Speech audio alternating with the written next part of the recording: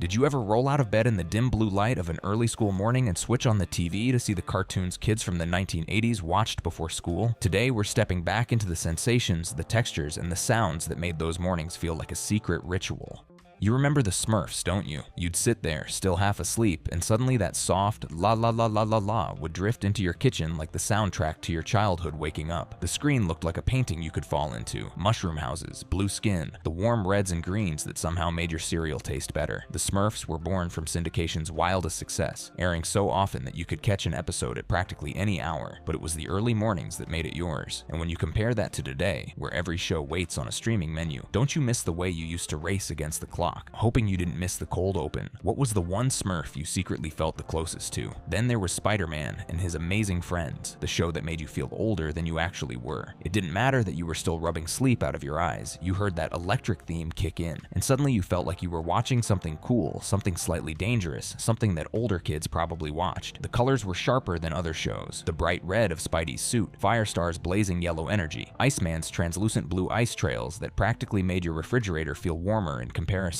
It originally aired on Saturdays, sure, but by the mid-80s it slipped into weekday mornings like it was meant to wake you up. And the contrast to today hits hard. Now superheroes dominate everything, but back then, you felt like you had insider knowledge before school. Do you remember the rush of seeing a surprise guest hero appear mid-episode? But the morning champion, the one that practically defined the before-school ritual, was He-Man and the Masters of the Universe. You remember the sensation of those first few notes, that rising, swelling synth that hit you in the chest even through those tiny television speakers. The colors, the metallic shine, the explosion of light during the transformation sequence. It lit up your living room like someone kicked open the gates to a mythic dimension at 7:15 a.m. This show wasn't just a cartoon. It felt like a workout for your imagination, and the original context only makes it sweeter now. It was designed to sell toys, to dominate 5-day-a-week syndication, to hit you when you were barely awake enough to notice you were being marketed to, but you didn't care. In a world now where everything is algorithmic and endless, don't you miss the raw, loud, unapologetic energy of hearing "I have the power" before you'd even had a sip of orange juice? Did you ever hold a plastic sword and shout it along with him right before leaving for school? Inspector Gadget was a different beast entirely, the perfect cartoon for the exact chaotic energy you had when you woke up 5 minutes later than you meant to. The sound effects hit fast, the metallic clink of his gadgets, the hiss of the helicopter blades popping out of his hat, the clumsy impacts as he stumbled through scenes without ever realizing Penny and Brain were doing the real work. If you listened closely, you could almost hear the animation itself bustling around, like the show was running late for school along with you. Gadget's world was European-influenced, bright but slightly off-kilter, and you could feel it even if you didn't have the words for it. It was a show that rewarded half attention, perfect for a rushed morning, because Penny's calm voice and Brain's frantic pantomiming built a rhythm that settled into your brain as predictably as brushing your teeth. And now, comparing then to now, isn't it wild that this clumsy detective still sticks in your memory more than half the polished perfection kids watch today? Do you still remember that theme song hitting before the sun was even fully up? Now think about G.I. Joe, a real American hero, because this was the show that jolted your system awake faster than sugar ever could. That intro hit like an alarm clock with rockets strapped to it, bold red lasers flying across the screen, characters shouting over pounding drums, explosions flashing like strobe lights before your school day even had a chance to get started. If you remember those preschool airings, you remember how military action felt like a superpower fantasy, vehicles that growled like metal animals, characters whose names sounded like they were carved into their helmets, missions that reset every morning so you never felt lost. And the original context was pure 80s, Cold War, toy aisles filled with plastic gear, and the moral PSAs that tried desperately to counteract all that action by reminding you to look both ways before crossing the street. Today, everything kids watch is serialized and heavy, but back then, you could drop into any episode with zero homework. Which G.I. Joe character made you feel like you could save the world before homeroom? And then there was Dungeons and Dragons, the show that threw you straight into fantasy before you'd even fully woken up. The roller coaster, the lightning flash, the sudden plunge into another realm. It all felt like you were being yanked out of your living room and dropped into a quest you didn't agree to,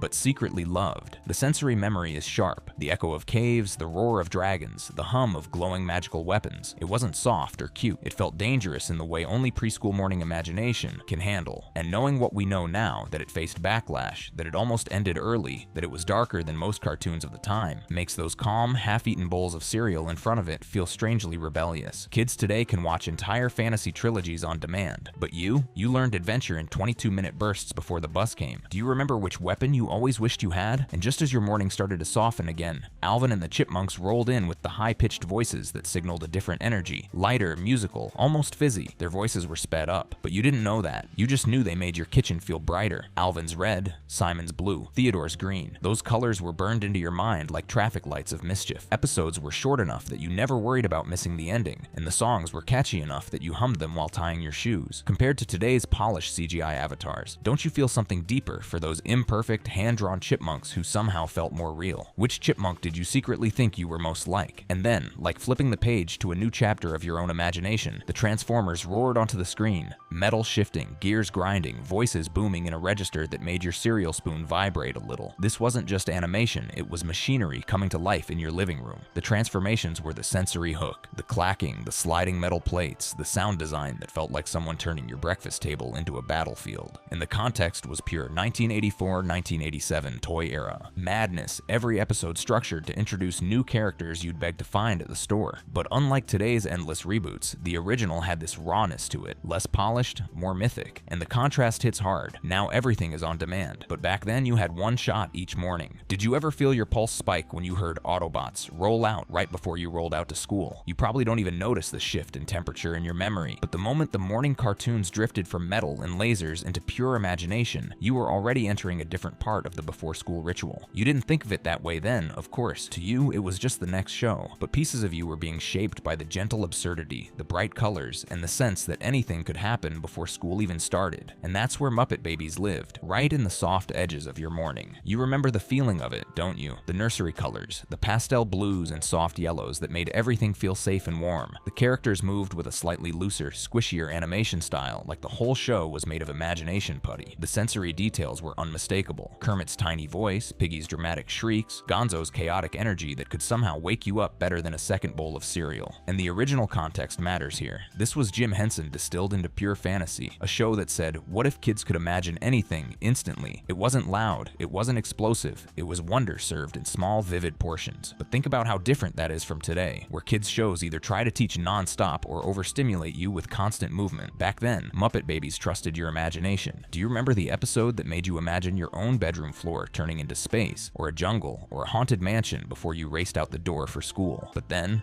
the tone would flip again, and suddenly Thundercats exploded onto your screen with a kind of controlled intensity that could jolt your brain awake even if you'd only been conscious for 4 minutes. The Thundercats, ho chant hit your chest like a mini adrenaline shot. The colors were bold, almost neon, the reds, the silvers, the deep blues of Third Earth, and the character designs were sharp enough that you probably remember their silhouettes better than half. Your classmates from 2nd grade. The original intent was clear. This show wanted to feel big, mythic, and dramatic, enough to make kids beg for toys after school. And yet here you were, absorbing this epic saga before you'd even brushed your hair. But contrast it with today, where kids' fantasy worlds have entire streaming libraries to build large arcs. In the 80s, Thundercats had to hit you fast. New threat, new moral, new moment of awe, in under 22 minutes. What was the moment or character from this show that made your morning feel larger than life? And right next to that, She-Ra, Princess of Power, brought a different kind of epic energy. The sensory palette shifted again. More pinks, more purples, more glittering transformation sequences that looked like magical fireworks erupting on your TV. You remember the sound of her transformation, the shimmering sweep, the rising musical cue, the feeling that something important was happening. She-Ra wasn't just a show, she was empowerment drawn in big, bold strokes, and the original context made that even more meaningful. This was a series designed to give girls the same sense of mythic strength that boys got from He-Man, but with gentler emotional beats threaded into the action.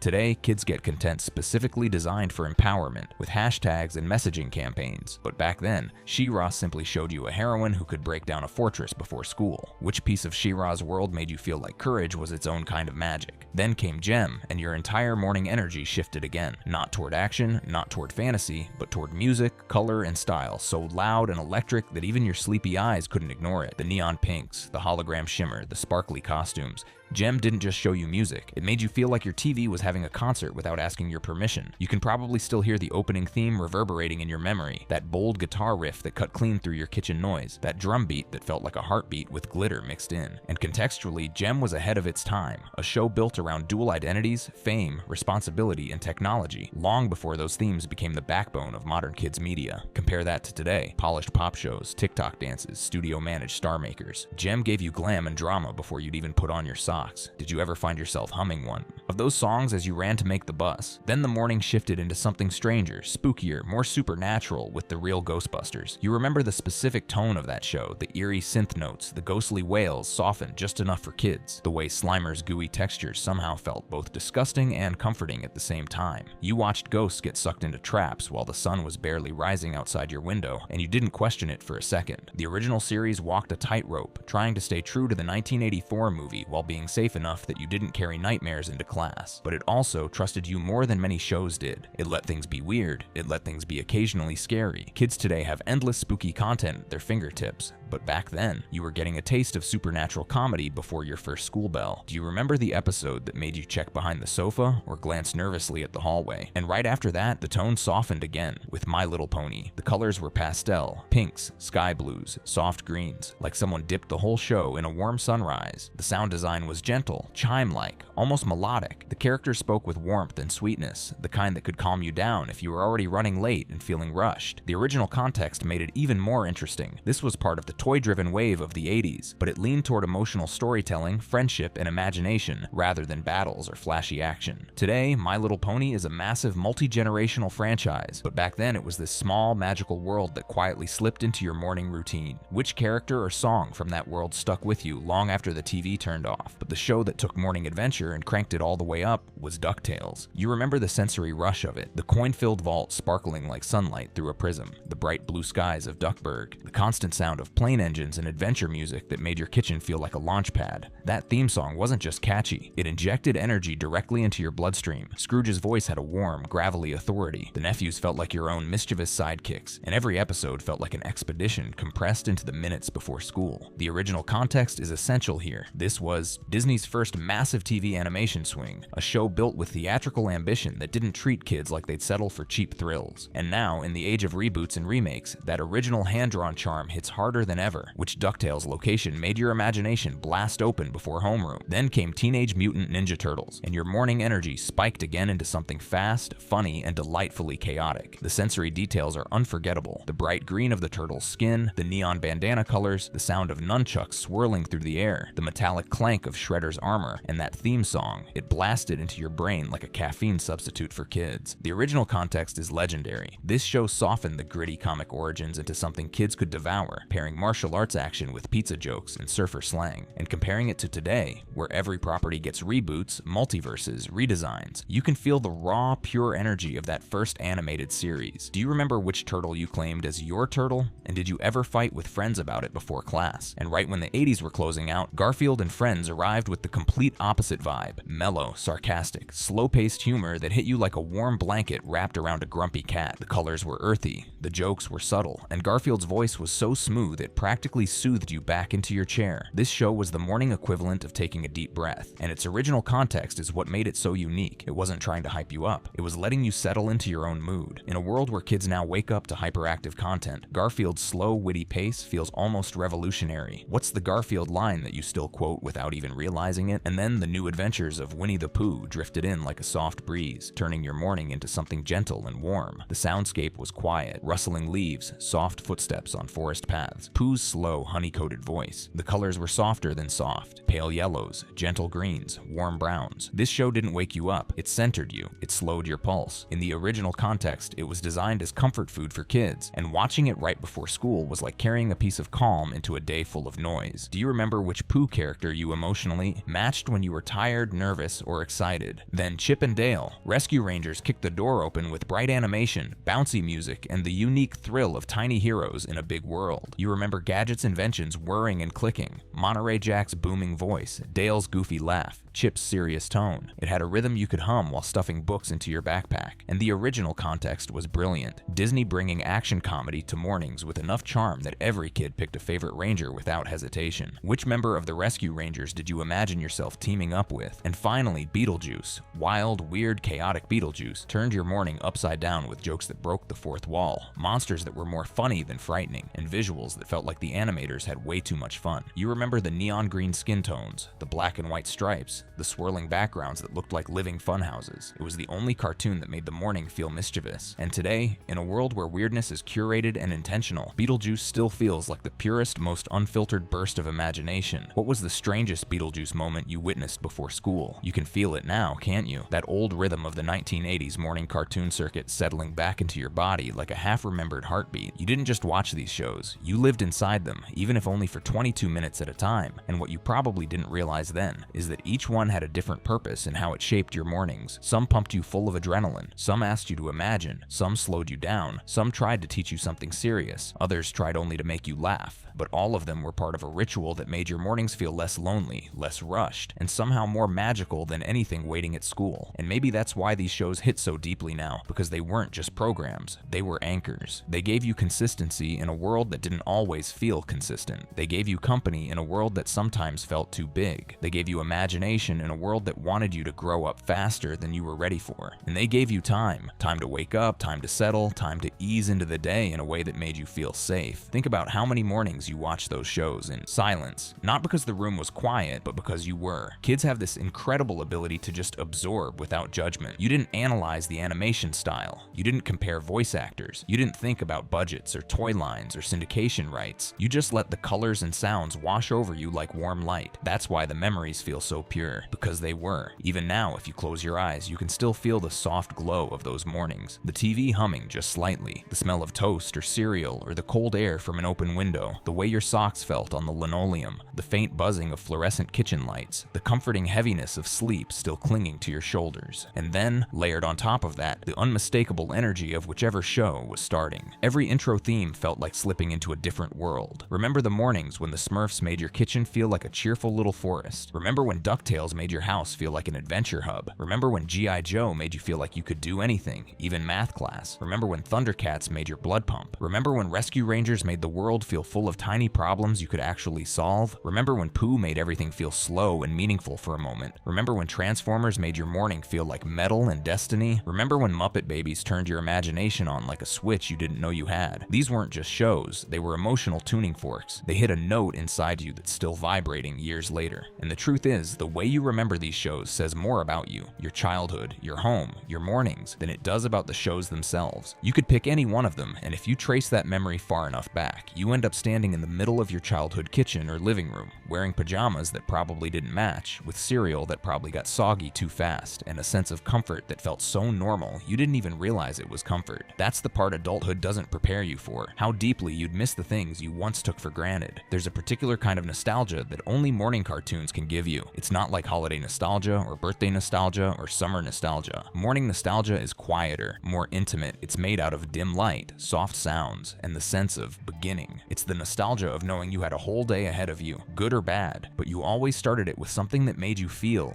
okay. And maybe that's why people still talk about these cartoons today. Not because they were masterpieces, though some were, but because they held your hand through the transition from sleeping to waking, from dreaming to living, from being in your own world to stepping into the real one. They didn't demand anything from you. They didn't rush you. They didn't judge you. They were just there. If you grew up in the 1980s, you didn't have the world at your fingertips the way kids do now, but you had something they don't always get. You had anticipation. You waited for things. You hoped for things. You looked forward to things. And morning cartoons were among the first things you learned to look forward to. You learned the feeling of, if I get up early enough, I won't miss it. You learned the sting of, I woke up too late. You learned the thrill of, it's a new episode. You learned the comfort of, I've seen this one before. but I love it. You learned the disappointment of I have to leave before it's over. You learned the satisfaction of I got the full episode today. That kind of anticipation shapes you. It makes moments matter. It makes memories stick. It makes small things feel big. And that's the magic of revisiting these shows now. Not to analyze them, not to rank them, not to argue about which was the best, but to remember the version of you who woke up early just to sit in front of them. The version of you who didn't have stress or deadlines yet. The version of you who didn't need coffee to wake up. The version of you who could feel entire universes swirling inside you because of a theme song. These shows weren't just entertainment. They were your first worlds, your first heroes, your first adventures, your first laughs of the day, your first comfort, and maybe, if you think about it, they taught you your first truth, that no matter how the day went, you always got to start it with a little magic. So here's the real question, the one that hooks you back into this moment, the one I'll leave hanging for you to answer. Which of these morning cartoons was your show? Not the one that was popular, not the one your friends liked, not the one that sold toys. Your show, the one that made your mornings feel like they belonged to you, the one you'd sprint to the TV for, the one that made you forget you were tired, the one that made your cereal taste better, the one that made your whole day feel brighter, the one that, even now, when you hear its theme or see its logo, something deep inside you sits up a little straighter and says, oh, I remember that, I love that, tell me which one it was. Because this channel is built on stories like yours, memories carried quietly through decades, waiting for someone to ask about them again. And if you want more journeys like this, more deep dives into the moments you thought you'd forgotten, make sure you like this video, subscribe, and tell me in the comments the exact cartoon that defined your mornings. I want to hear the sensory memory, the kitchen smell, the cereal, the pajamas, the channel number, the intro you never forgot. Your story matters here, and I'll be right here, ready for the next memory you want to revisit.